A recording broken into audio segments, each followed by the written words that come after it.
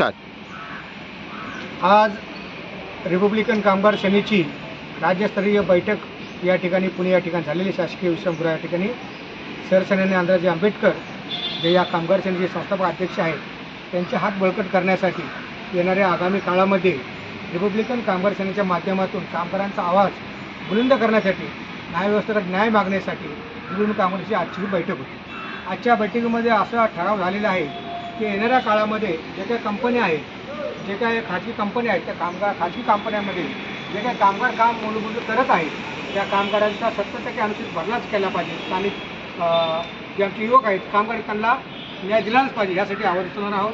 त्याचप्रमाणे कामगारांचे जे काही कायदे आहेत त्या कामगार कायद्याची अंमलबजावणी झाली पाहिजे।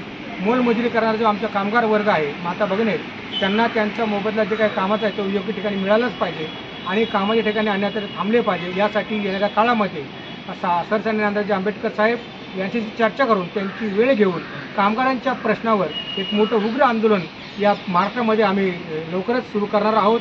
याबद्दलची ही आजची बैठक होती।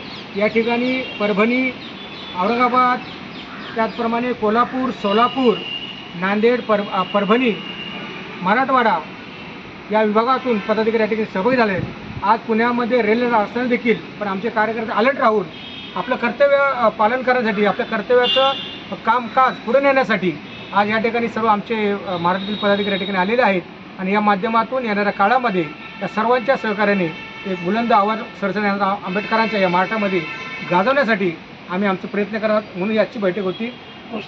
रिपब्लिकन कामगार सेनेचा, रिपब्लिकन कामगार सेनेचा, सरसेनानी आंध्राजी आंबेडकरांचा, सरसेनानी आंध्राजी आंबेडकर आगे बढ़ो, हम तुम्हारे साथ हैं, सरसेनानी आंध्राजी आंबेडकर आगे बढ़ो, हम तुम्हारे साथ हैं, सरसेनानी आंध्राजी आंबेडकर आगे बढ़ो, हम तुम्हारे साथ हैं।